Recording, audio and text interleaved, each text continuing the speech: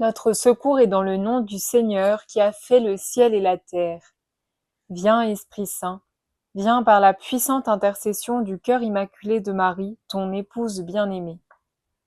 Mon Jésus, je te demande de blesser mes oreilles de tes épines, que je n'entende plus que ta voix, mes yeux, que je ne vois plus que toi, ma langue, qu'elle soit muette à tout ce qui pourrait t'offenser, mais qu'elle soit libérée pour te louer et te bénir en toutes choses. Ô mon roi Jésus, entoure-moi d'épines, qu'elles me protègent, me défendent et me gardent tout à toi. Bonjour tout le monde, j'espère que vous allez bien. Bravo à vous de vous accrocher dans la lecture du livre du ciel, c'est pas évident. Et croyez bien que Jésus reste pas indifférent au fait qu'on persévère. Allez, on continue notre lecture. On est rendu dans la version de Rassemblement à son image, à la page 72. Interruption de l'histoire, les différentes manières dont Jésus s'adresse à Louisa. Mais j'ai autre chose à dire sur ordre de mon actuel confesseur. J'obéis et je révèle différentes manières dont le Seigneur m'a parlé. Il me semble qu'il y a 4 façons dont Dieu me parle, mais ces 4 façons dont Jésus me parle sont bien différentes des inspirations. Premièrement, la première voie est celle où l'âme sort d'elle-même, mais je veux d'abord expliquer du mieux que je peux cette sortie de moi-même. Cela se produit de 2 façons.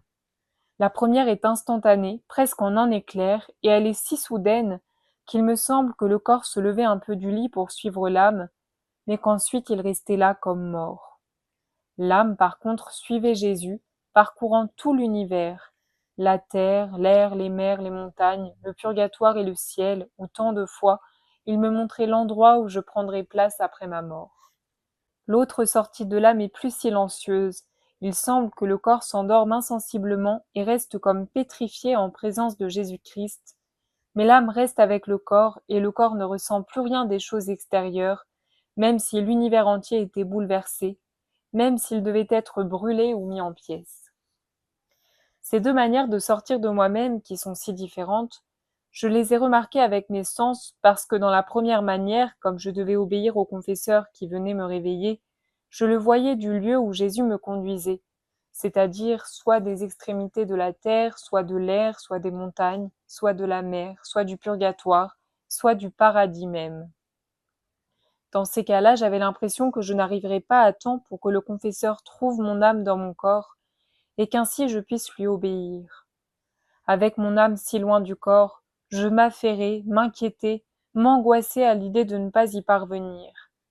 Mais j'avoue que j'ai toujours été là à temps, et que mon âme, me semble-t-il, entrait dans le corps avant que le confesseur eût commencé à m'ordonner de me réveiller. Au contraire, et je dis la vérité, combien de fois ai-je vu venir le confesseur, et que, pour ne pas quitter Jésus, je n'y prêtais pas attention, et alors Jésus lui-même me pressait de retourner avec mon âme dans le corps, afin de pouvoir obéir au confesseur. Je ressentais alors une grande répugnance à quitter Jésus, mais l'obéissance était victorieuse, et en quittant Jésus, lui-même m'embrassait, me donnait une étreinte, ou autre chose encore pour me donner congé. Alors, quittant mon cher Jésus, je lui disais « Je vais chez le confesseur, mais toi, mon bon Jésus, reviens vite dès que l'inquisiteur sera parti. » Voilà donc les 2 manières dont l'âme semblait quitter le corps, et c'est dans ces 2 manières de quitter l'âme que Dieu me parle. Et ce mode de parole, il l'appelle lui-même « parole intellectuelle ». Je vais m'efforcer de l'expliquer. L'âme donc, ayant quitté le corps et se trouvant devant Jésus, n'a pas besoin de mots pour comprendre ce que le Seigneur veut lui dire, et l'âme n'a pas besoin de parler pour se faire comprendre, mais par l'intellect, oh, comme nous nous comprenons bien quand nous sommes ensemble. Par une lumière qui vient de Jésus dans mon intelligence, je sens s'imprimer en moi tout ce que mon Jésus veut me faire comprendre. Cette voix est très haute et sublime, à tel point que la nature peut difficilement s'adapter à l'expliquer en paroles. Elle peut à peine dire quelques idées. Cette façon de se faire comprendre de Jésus est très rapide. En un simple instant, on apprend beaucoup de choses sublimes, plus qu'en lisant des livres entiers. Oh, quel maître ingénieux est Jésus qui enseigne beaucoup de choses qu'un autre mettrait des années à apprendre, s'il y parvient, car le maître terrestre n'a pas le pouvoir de tirer la volonté du disciple, ni le pouvoir d'imprimer dans son esprit sans effort ni fatigue, mais pas en Jésus. Sa douceur est telle, la douceur de ses traits, la douceur de ses paroles, et puis il est si beau que l'âme, dès qu'elle le voit, se sent tellement attirée que parfois la vitesse avec laquelle elle court auprès de Jésus est si grande que, sans s'en apercevoir, elle se trouve transformée en l'objet aimé, de sorte que l'âme ne discerne plus son être terrestre, tant elle s'identifie à l'être divin. Qui peut dire ce que l'âme ressent dans cet état? Il faudrait Jésus lui-même, ou bien une âme parfaitement séparée du corps, car l'âme se trouvant de nouveau entourée du mur de ce corps, et perdant la lumière qu'il avait auparavant maintenue au milieu de lui, perd beaucoup en lui, et reste obscurcie par lui, de sorte que si elle voulait essayer de dire quelque chose, elle ne pourrait le dire que grossièrement. Pour donner une idée de ceci, je peux imaginer un aveugle de naissance qui n'a jamais eu la chance de voir ce que l'univers entier contient, et qui, pendant quelques minutes, a la chance d'ouvrir ses yeux à la lumière et peut voir tout ce que le monde contient, le soleil, le ciel, la mer, les nombreuses villes, les nombreuses voitures, les variétés de fleurs et beaucoup d'autres choses qui sont dans le monde, et après ces quelques minutes de lumière, retourne à son ancienne cécité. Maintenant, pourrait-il dire distinctement tout ce qu'il a vu? Il pourrait seulement faire un croquis, dire quelques mots dans la confusion. Or une chose similaire se produit lorsque l'âme est séparée et ensuite dans le corps.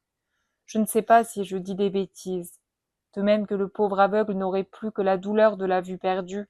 Ainsi l'âme vit dans un état de gémissement et presque de violence, parce que l'âme se sent toujours violentée par le bien suprême et l'attraction que Jésus conserve dans l'âme est si grande qu'elle voudrait toujours être attirée vers son Dieu.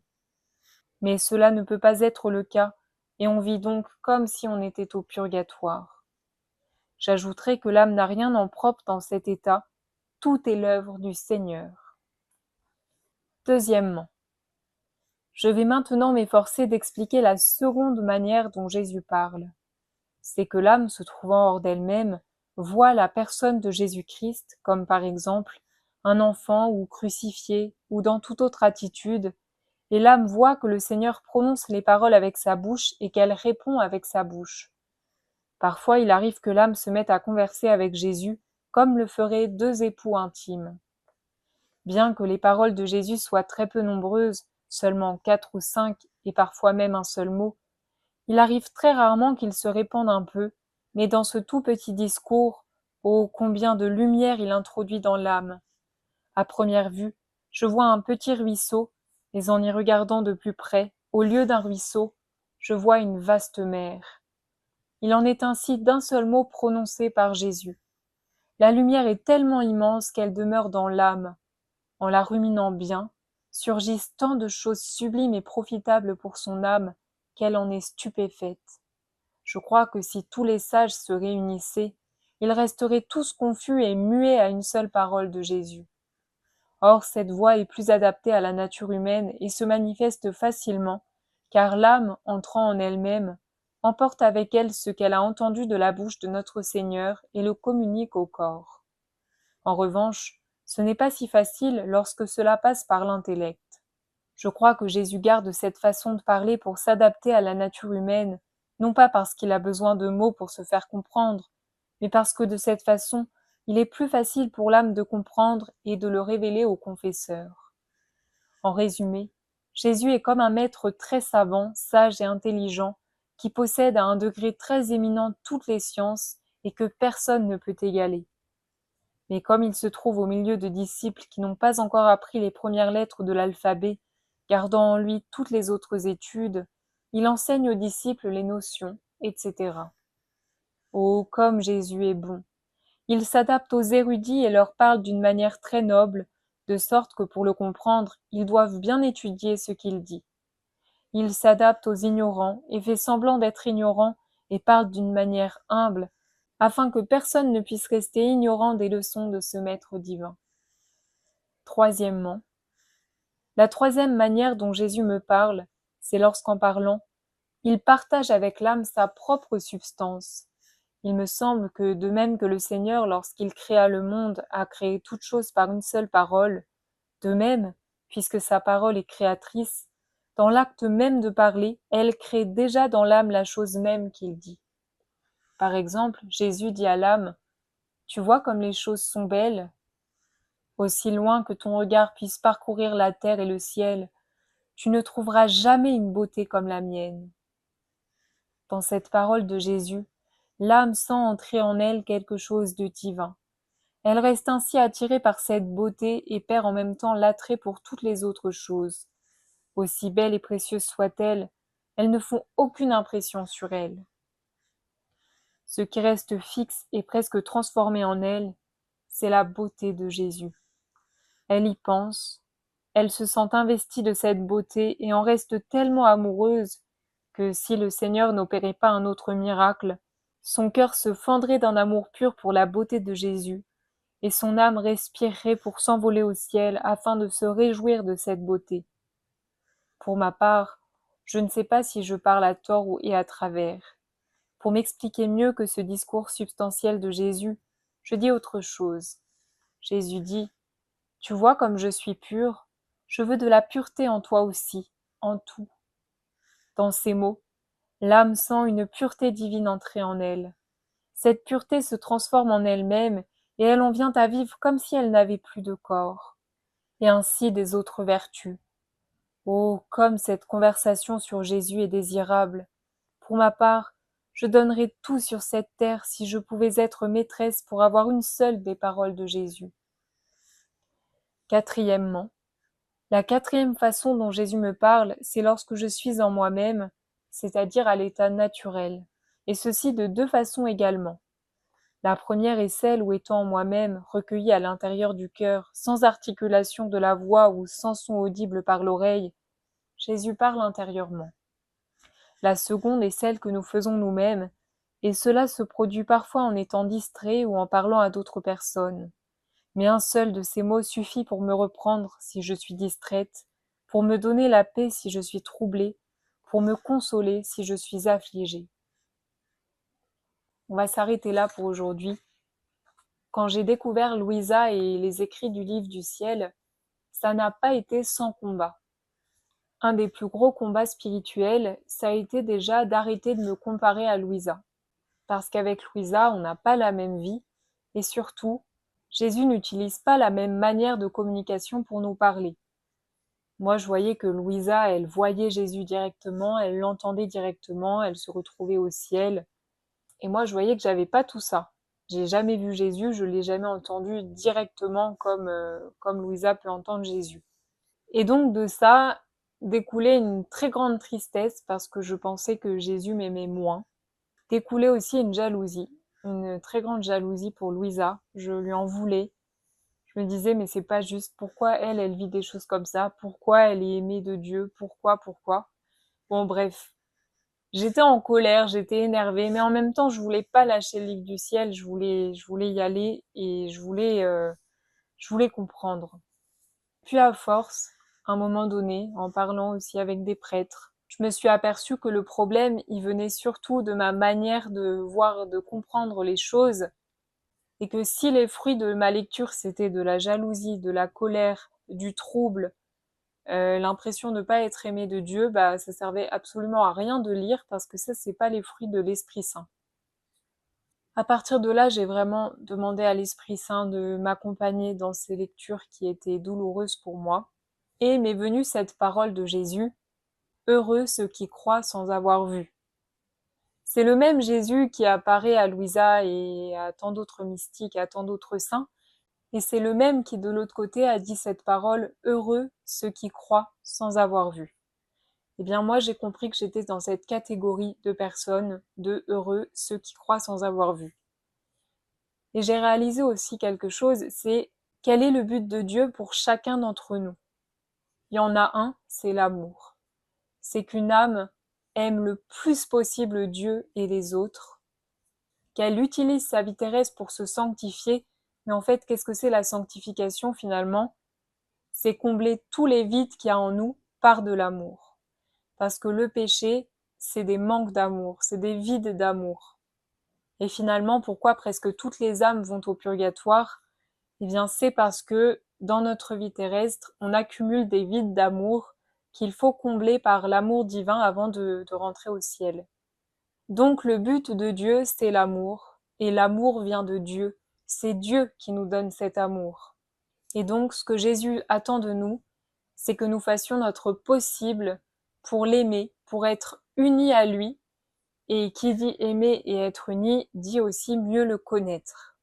Et si Dieu juge que pour moi, je n'ai pas besoin de le voir directement ou de l'entendre directement pour l'aimer et pour arriver dans cet état auquel il me destine, c'est qu'il y a d'autres moyens.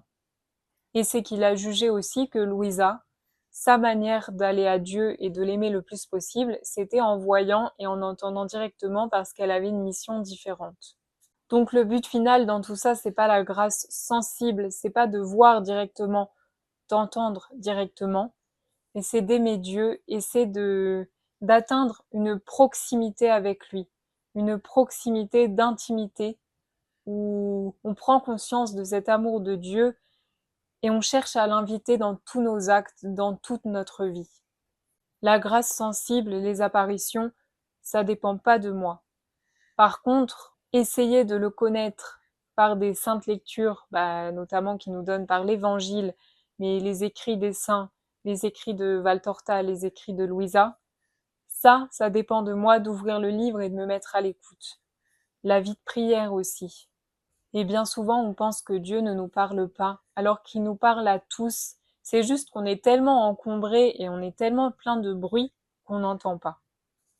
Donc c'est une bonne nouvelle, ça veut dire que le fait de voir Dieu ou de ne pas le voir directement, c'est absolument pas un obstacle.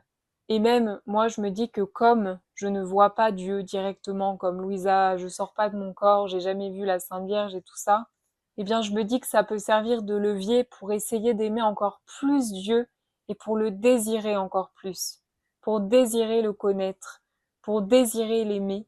Et je sais que pour avoir cet amour, il faut que je lui demande à lui qui est l'auteur de l'amour, parce que par nous-mêmes, on peut rien et on peut pas aimer. Dans cette vidéo, je voudrais qu'on décortique un petit peu ensemble la manière je sais pas trop comment le dire, de réaliser que le Seigneur, c'est pas dans les grandes révélations, dans les expériences extraordinaires qui nous attendent, mais dans les petits actes du quotidien. Et qu'en fait, la seule chose qu'il attend de nous, c'est cette proximité, cette union dans nos actes. Et pour ça, je voudrais vous partager des pépites d'un petit livre dont je vous ai pas encore parlé, mais c'est un de mes livres préférés. Ça s'appelle Quand le Seigneur parle au cœur, du Père Gaston Courtois, fils de la Charité. Je ne saurais pas exactement vous dire qui est le Père Gaston Courtois.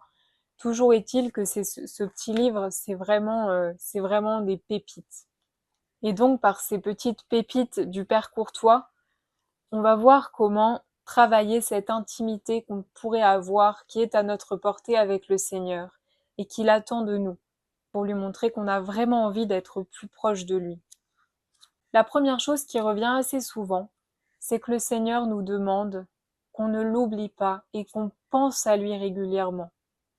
Essayez d'examiner dans votre journée le nombre de fois où vous pensez au Seigneur et le nombre de fois où vous l'oubliez. Et voilà une première petite pépite, une première petite parole donc de Jésus, qui nous est adressée par l'intermédiaire du Père Gaston Courtois. Ne m'oublie pas. Si tu savais comme je suis souvent oubliée, même par mes meilleurs amis, même par toi. Demande-moi souvent la grâce de ne pas m'oublier.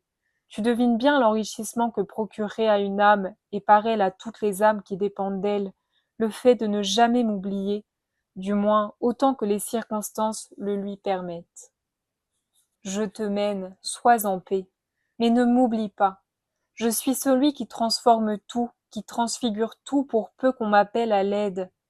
Quand tu m'invites à m'unir à toi, tout ce que tu accomplis ou tout ce que tu souffres a une valeur spéciale, une valeur divine. Profites-en donc, puisque cela donne à ta vie toute sa dimension d'éternité. Voilà le premier pas qu'on peut essayer de poser pour avoir une intimité plus profonde avec le Seigneur. Pensez à lui régulièrement le plus possible et ne pas l'oublier. La deuxième chose qui revient beaucoup et qui va revenir énormément mais vraiment énormément dans les écrits de Louisa.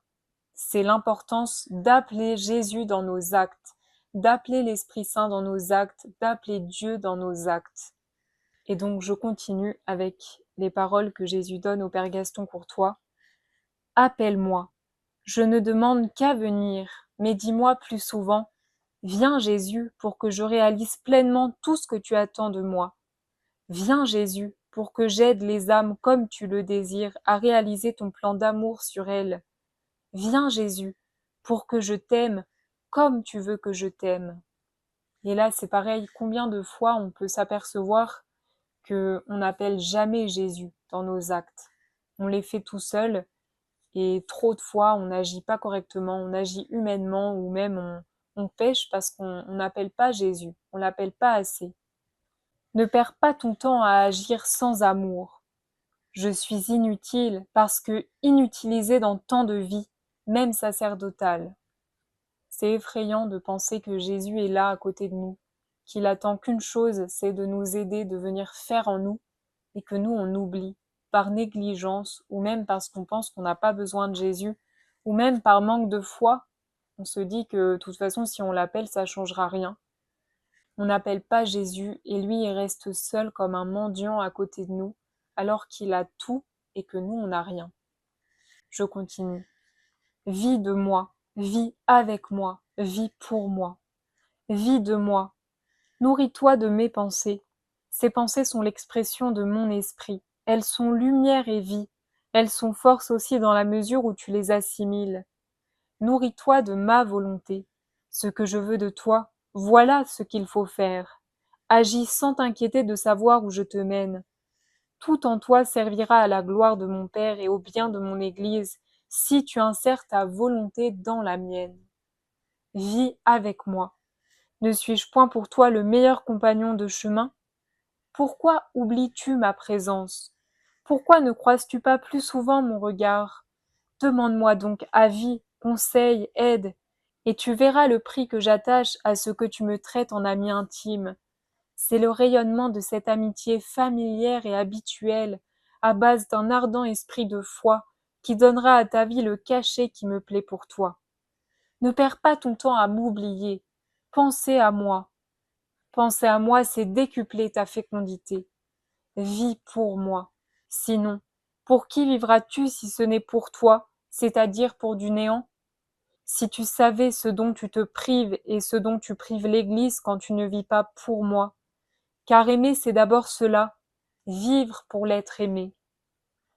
Agis, travaille, prie, respire, mange, détends-toi pour moi. Purifie sans cesse ton intention. Loyalement, ne fais point ce que tu ne peux faire pour moi. N'est-ce point cela l'exigence de l'amour ? Et c'est une preuve d'amour que d'exiger cela de toi. Mais tu le sais bien, le sacrifice paie, et tu retrouveras en joie au centuple ce dont pour moi tu te seras privé. Allez, je continue, c'est vraiment trop beau ces petites pépites. Retiens bien ceci. Quelle que soit l'activité que l'on accomplit ou la souffrance que l'on supporte, c'est l'union d'amour que l'on y apporte qui en fait la valeur. Cherche à t'unir à moi davantage, unis-toi à ma prière, unis-toi à mon offrande, unis-toi à mon action dans le monde, à l'intime des cœurs. Unis-toi à moi pour faire tout ce que tu as à faire, et tu verras comme cela sera mieux fait et plus facile. Unis-toi à moi pour être bon, accueillant, compréhensif, ouvert aux autres, et je ferai passer quelque chose de moi dans les contacts que tu auras. Si tu ne veux pas être séparé de moi, unis-toi à moi plus souvent et plus intensément, à travers toutes les heures claires ou grises de chaque jour. Des citations comme ça, il y en a tellement. Ça a été assez difficile de les choisir, mais en tout cas, on voit à quel point Jésus désire que nous soyons unis à lui dans nos actes. Et encore une fois, j'aime beaucoup ce qu'il dit, que c'est pas tellement la grandeur de nos actions ou de ce qu'on vit qui est important pour lui, mais je relis, quelle que soit l'activité que l'on accomplit ou la souffrance que l'on supporte, c'est l'union d'amour que l'on y apporte qui en fait la valeur. Et ça, je trouve, ça change tout. Et personnellement, quand j'ai eu conscience de ça, j'ai pu réaliser que c'était pas de réaliser des grandes choses qui faisait que j'étais plus aimée de Dieu ou pas. Mais c'était vraiment de viser ce désir d'amour de Jésus dans mes actes, dans mon quotidien et dans ma vie à moi, qui n'est pas la vie de Louisa et qui est surtout dans les petites choses du quotidien. La troisième chose que j'ai relevée et qui me semblait importante, c'était le désir que Dieu a qu'on l'aime et qu'on stimule notre amour pour lui. Certes, c'est lui qui nous donne l'amour, mais il aime qu'il y ait ce jeu amoureux où nous, on va essayer de stimuler, de mieux le connaître, d'aller chercher, d'aller le chercher, parce que Jésus est tellement sensible, Jésus est tellement délicat et même touché de nos petits actes d'amour, que c'est ça qui compte et qu'il faut aller chercher dans nos journées. Donc pareil, je vous lis quelques petites pépites. Aimer, c'est penser à moi, c'est me regarder, c'est m'écouter, c'est s'unir à moi, c'est tout partager avec moi. Toute votre vie est une suite presque ininterrompue d'options en faveur ou au préjudice de cet amour qui tend à vous faire renoncer à vous-même au bénéfice des autres.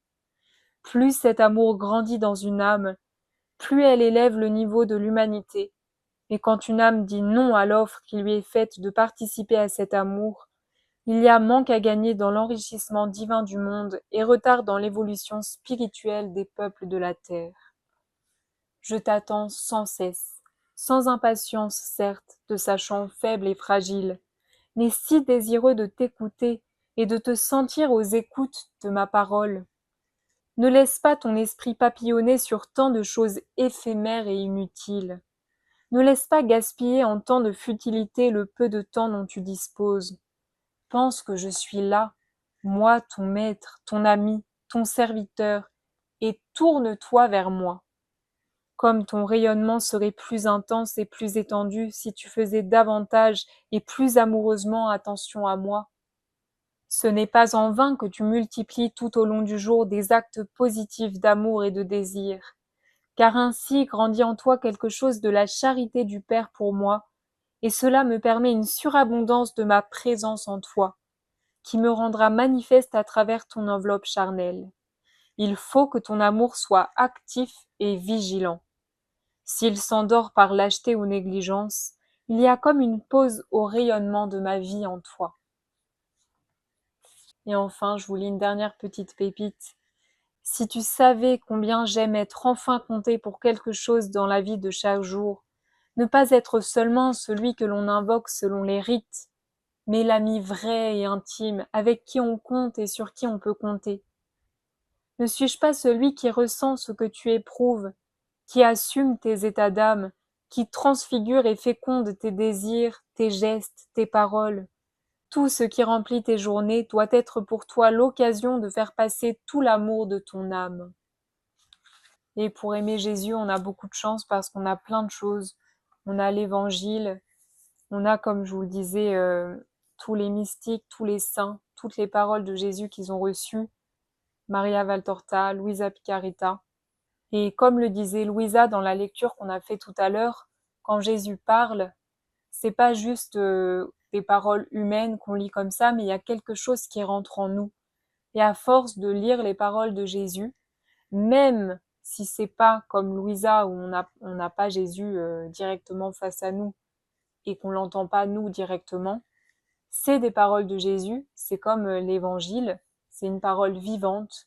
Et donc il faut croire, il faut avoir foi que cette parole nous transforme et qu'elle fait grandir en nous la vie de Jésus, donc la vie divine.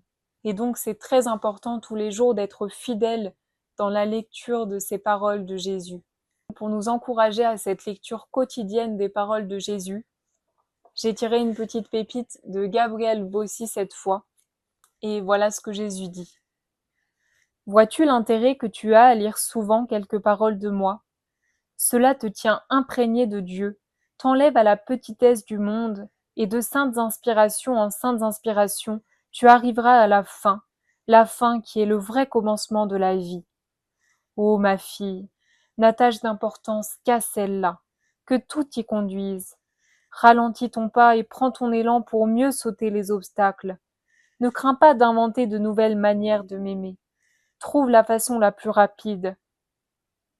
Et plus loin dans le livre du ciel, Jésus va beaucoup insister sur l'importance de lire les connaissances, donc lire les écrits du ciel, pour mieux connaître, pour mieux aimer le don que Jésus veut nous donner, le don de la divine volonté, qui n'est autre chose qu'un don pour nous faire aimer complètement le Seigneur, et le faire aimer dans tous nos actes, dans tout ce qu'on est, dans toute notre vie.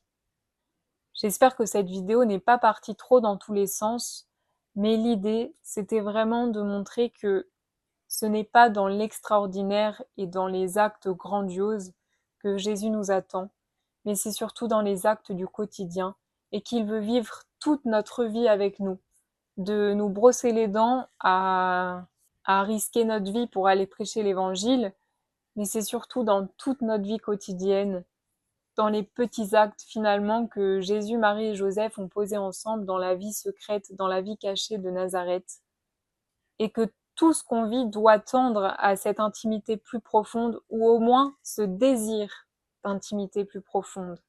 Et surtout ne jamais croire qu'on est moins aimé de Dieu si on vit pas des choses extraordinaires, si on sort pas de notre corps ou qu'on voit pas Jésus directement. Mais je vous rappelle une parole que Jésus dit à Louisa dans une des 24 heures de la Passion. Il dit « J'aime une âme comme j'aime toutes les autres ensemble ». Autrement dit, Jésus nous aime d'un amour infini, chacun d'entre nous. Et je crois que plus on prend conscience de cet amour de Dieu pour nous, plus on a foi dans son amour, même si on ne le ressent pas toujours, et bien plus c'est ça qui nous fait aimer Dieu, et qu'on a envie qu'il vienne vivre toute notre vie avec nous, même si c'est pas des grandes choses, mais encore une fois, les grandes choses pour Dieu, c'est juste l'intensité d'amour qu'on met dans nos actes, et tous ces enchaînements d'actes qui constituent ma vie, en fait, ils servent d'hostie pour que Jésus s'incarne dedans et que ça fasse des vies divines. Pour la prochaine fois, on peut essayer de réfléchir aux 4 éléments qu'on a vus dans cette vidéo, à savoir, premièrement, à quelle fréquence on pense à Dieu dans nos journées, à quelle fréquence on pense à l'appeler dans nos actes, à quelle fréquence on essaye d'aimer et de mettre de l'amour et de stimuler cet amour pour Jésus dans notre vie. Et 4e chose, est-ce qu'on est fidèle, persévérant dans la lecture de la parole de Dieu? Et bien sur ce, je vous remercie d'avoir regardé cette vidéo et je vous dis à dimanche prochain 18h pour continuer notre lecture. Soyez bénis. Je désire tant demeurer avec les âmes, dans un cœur à cœur constant et fidèle. Je veux leur parler d'amour continuellement, leur confier tendrement mes joies et mes tourments. Je voudrais qu'elles sachent que si je me suis incarnée, c'est pour les rendre heureuses et les combler de mes bienfaits. Je veux les restaurer, les diviniser, afin qu'elles aient la vie. J'en ai payé le